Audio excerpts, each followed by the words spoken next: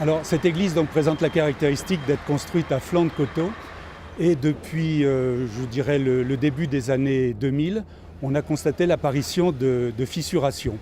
Et celles-ci se sont vraiment profondément aggravées exactement dans le dernier trimestre 2009, ce qui a entraîné la fermeture de l'église et la mise en place des témoins d'urgence.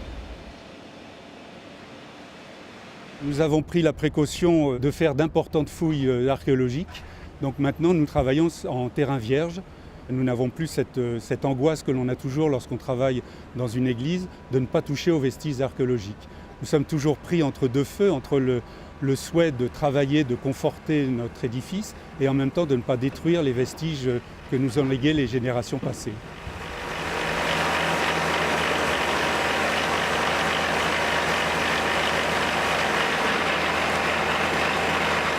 Alors nous allons donc reprendre en sous-œuvre l'église puisque les études, les investigations que nous avons faites nous ont montré que l'église était simplement posée sur des remblais et des colluvions et qu'il fallait absolument poser l'église sur le bon sol.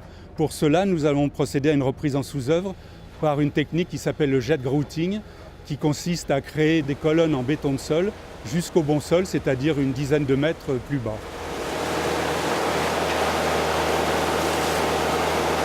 Le procédé de jet grouting consiste à déstructurer le sol en place à l'aide d'un coulis de ciment haute pression, de façon à constituer une colonne de béton de sol en mélangeant une partie du sol en place au coulis de ciment que l'on apporte lors de cette opération. Le projet de renforcement des fondations de l'église comprend 189 colonnes et ces 189 colonnes vont être réalisées sur un délai de 3 mois, de mi-septembre à début décembre.